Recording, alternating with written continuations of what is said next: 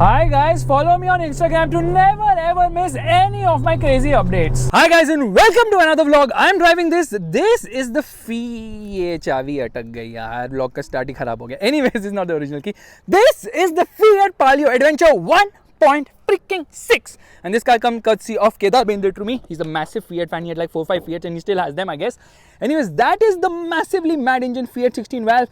There's insulation right there, and this is actually based on the Sienna weekend, but it gets higher ground clearance, a bull bar at the front, and a lot of changes to make it more muscular and more SUV-ish. Okay, you've got this chrome sort of a grille, old Fiat logo, the new one has red around it, and the lights, they're not clear lens, they are unclear lens because there's a lot inside which is fogged up.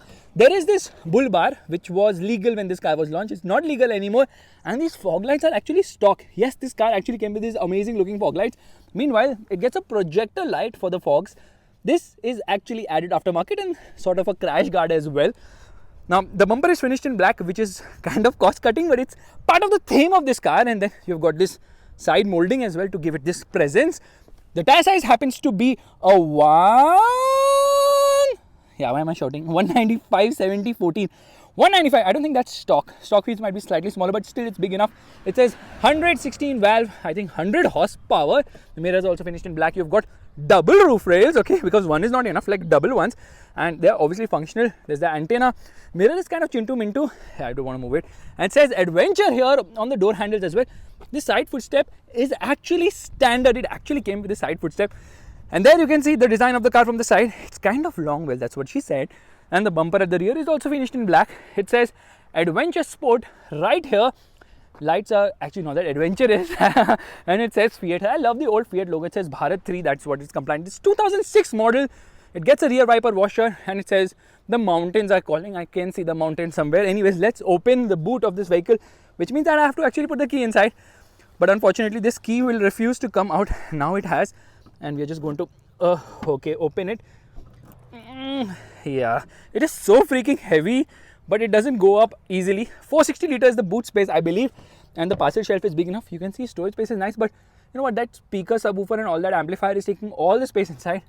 In fact, the stock car got a 6-speaker audio system, which was revolutionary at that time with exposed wiring, of course, and some spare parts have to be carried by Fiat owners because obviously Fiat has left India. Anyways, how do I access the spare wheel? That's going to be a task. We're just going to forget about it for the moment. Let me shut this.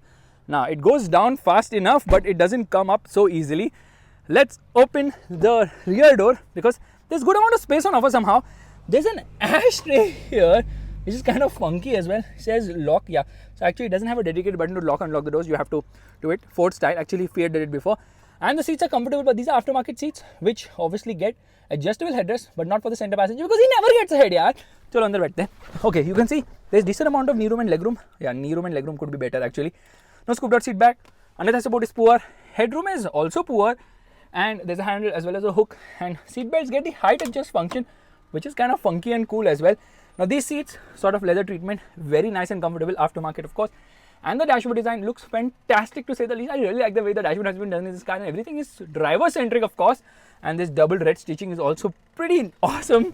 Okay, doors don't open very wide as such, and then we are going to just shut this, and that S10 is making some noise. That's something we are going to vlog on really soon. This is blind spot monitor, not blind spot, it's a different type of mirror. And of course, to keep your phone, which is again aftermarket. Seats seem comfortable and door pockets are really chintu mintu. Here, controls for the power windows for the front only, because for the rear it is placed in the center. Yeah, right there in the center, and there's a coin holder as well, and this is for the child lock function. There's some storage space here as well, storage space here, storage space here. What is this? A cupboard, and the glove box is also big enough. Okay, this is dimming of course, and there's a mirror here. There is no mirror here, and the steering feels nice to hold the horn.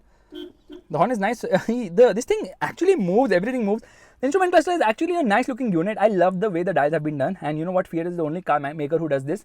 10, 20, 30, 40, 50 instead of 1, 2, 3, 4, 5. So it is into 100 RPM. That's how the RPM meter works. This is the headlight leveler, and this is I think for the fog lights or something of that sort.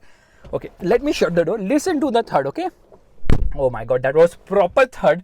And there is a microphone added for the Bluetooth system. This is the audio system. There's the clock here. These are the controls for the air conditioning, and silver finishing for the center console. Again, multiple buttons for the lights, of course, fog lights and all air conditioning switches. And where is what? Okay. Actually, Fiat does it ulta. These are the controls for the lights. These are the controls for the wipers. They used to do it ulta. I think this seems fine right now to me. Anyways, Galileo gets this nice stitching as well, and there's a bottle, but there's no holder for it, so we're just going to slot it with the handbrake, of course. Okay, there is sort of a dead pedal, and there's another switch. This car has so many hidden switches now. I don't know if I press one button, what will happen. Anyways, we'll turn on the car later when we're driving it. But there is I don't know, this is maybe a parking sensor or something of that sort. A lot of hard plastics inside this car. Let's start driving right away. Alright, let's turn on the car. Yeah, it kind of rose to life. Handbrake down and off we go. So we're going to take it very, very, very easy because the owner of the car is right there, and he's told me not to give it the beans because अरे music बंद होना है. He's told me not to give it the beans because he's like, you know, कि गाड़ी के brakes ही नहीं है. Never mind, I shall do yabba dabba doo and stop the car. So now I'm already in second gear at like 10 kilometers per hour. First time in my life I've done that actually. And first we're going to test the brakes, whether the car is actually going to stop, and then we're going to decide how we're going to drive. Before that, let me tell you that this car was actually launched in 2003. I think the diesel came first, which was a hopeless 1.9 litre diesel unit, which produced just 63 horsepower. 1.9 litre engine producing 63 horsepower is like absolutely stupid. Okay, and it produced 120 Newton meters of torque. The result is it used to go from 0 to 100 kilometers per hour in 3-4 years. Just joking, around 19-20 seconds. But somehow they gave a bigger tank to the diesel in spite of the better fuel efficiency. It used to return somewhere around 10 to 12 kilometers per litre, and you know what, that could stretch to almost 14 kilometers per litre out on the highway. It was a frugal diesel engine, no doubt about that, because obviously this is a heavy car, 1300 kg, so it needed a diesel engine to really make sure that it used to not drink crazy amount of fuel. Braking performance is very poor. The brakes are gone on this car actually, so there's no feel as such in terms of braking performance. So like I was telling you, they gave a bigger tank by 4 litres for the diesel. This one has a 47 litre tank. This is obviously the 1.6 litre petrol engine, which produces 100 horsepower. You know what is 100 horsepower? This is 100 horsepower. Yeah, that's right, 100 horsepower and 137 Newton meters of torque. 0 to 100 kilometers per hour in around 12.5 seconds. The handling is quite good. It does weigh quite a bit. It weighs around 1300 kgs, but it feels very solid. The ride and handling balance of this car is absolutely amazing. Really very nice. Now let me quickly take you to the background of this whole car. First and foremost, Fiat actually came up with the Project 178. Holy moly, red lines at around 7,200 RPM. What a free driving engine. It pulls so strongly. Anyways, we are going to the history of Fiat. They came up with Project 178, which was basically for emerging markets. That's the reason why the ride quality is so solid, because they had to sell the car in Africa, India, where roads are not there. Now, India has some roads, but Africa has none. So it had to really take a beating, and that's why they decided to make a car which was very robust. And I think it came around 1996, the whole Palio thing. And then there were multiple cars from the same platform. So there was the Palio. There was actually the Sienna was the sedan version. Later it became the Petra.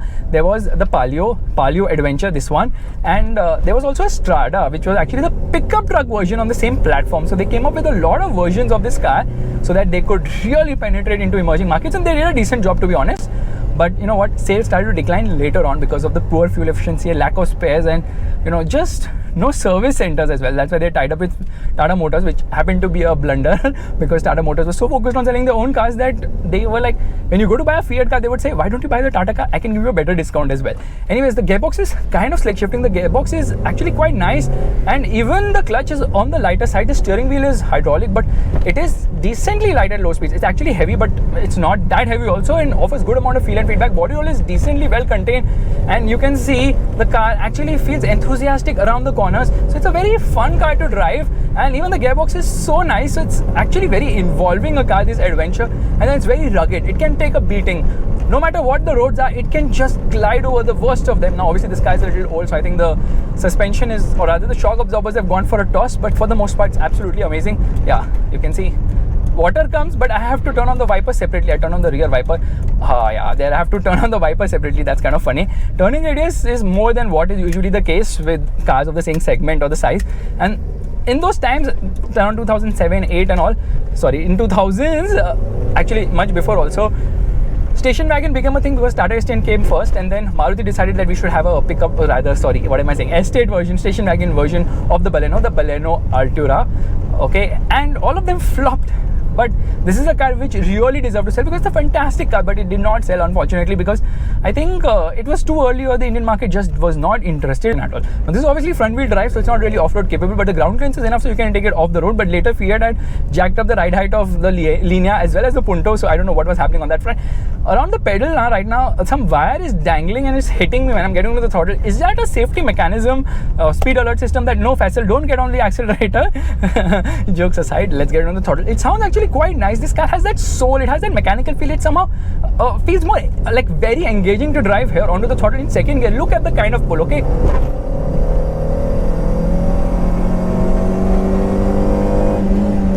Oh my goodness, it pulls really nice. Gearing is very tall because firstly it redlines also so high now, so you can keep on pulling and thrilling as well. Just gonna stop here for a second. Into first gear, revving the motor, rev still, oh my god, rev still 7000 RPM, that scares me.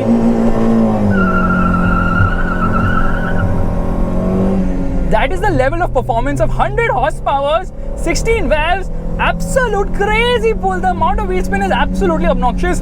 Oh my god, what a car, what an engine. This engine is like a God's gift, trust me on this, but unfortunately nobody wanted God's gift that time. Everybody wanted efficiency. That's why, you know, in the Palio there was a 1.2 litre engine which was hopeless, and then later in the style version they came up with the 1.1 litre engine.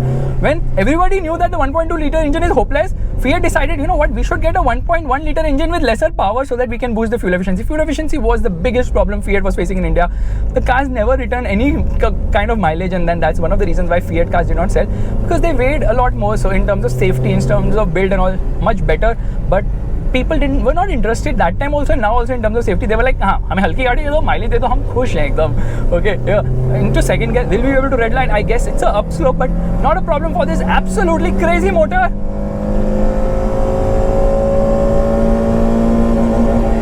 It crosses 7000 RPM with so much ease, and it does 100 kilometers per hour in second itself.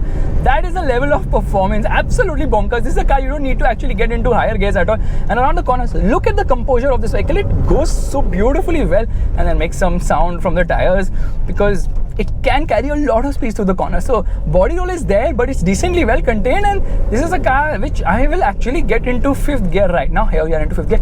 Now when you get into fifth gear, it is very silent, it's very calm, and then it's able to relaxingly pull as well. Now you know the reason I've got into fifth gear is not to show you how it is to perform in fifth gear. It is because Kedar is looking there with binoculars. Is Faisal giving beans to my car? No, I am so easy. 60 kilometers per hour cruise control on. Now since we have crossed him here, I drop a couple of gears into third and rev the motor, and off we go. Kedar, if you're seeing this video, I'm so sorry, but I have an issue with my right leg. I was feeling itchy, so I had to really, you know, push it, and when I pushed it, I ended up getting onto the throttle really hard like this. 60 kilometers per hour almost in first gear. That is the kind of performance we are talking about. And even over speed breakers, if you take it at a faster pace, no problem at all, because the performance is just so freaking amazing. This is a car which really puts a smile on your face. It's so much fun to drive this. I love it. Okay, the price was around rupees 7 lakhs, which wasn't that bad at that time. But hey, people, I don't know if I should shift or not, because I just want to stay in the same gear and pull the nuts out of this car. Oh my god, what a machine! This is what we are missing out on by not buying Fiat cars, because Fiat said Tata buy to India. In fact, the Palio was discontinued globally in 2018, unfortunately. The second generation model came, which never came to India, because they replaced the Palio with the Punto, of course, and then the Punto also went Tata bye-bye because they did not get the latest one to India. And by the time they got it, it was so late that it was already Tata bye-bye time. I'm sweating like crazy. I'm exhausted. You can see the sweat and all. I'm thirsty, but I can keep on driving this car and dehydrate, because that is the fun of this Fiat car. A Fiat is a Fiat. Trust me on this. People used to say a Fiat is a Ferrari. Well, it kind of is a fact, because it drives very different to what regular cars drive. There's a soul in this car. Even though this car is made for emerging markets, they didn't do a crappy job at it. They did a very amazing job. Trust me on that. We're going to stop here, which means hazard lights on after the speed breaker. It's time to launch it again. We have a nice straight road. Let's see what does it do. Into first gear, hazard light off.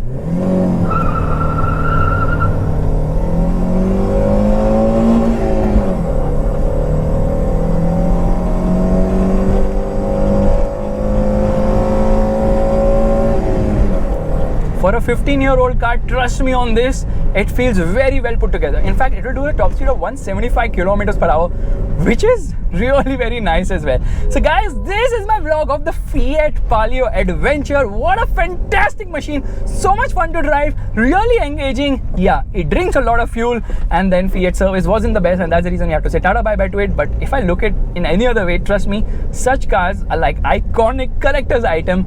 Bye bye.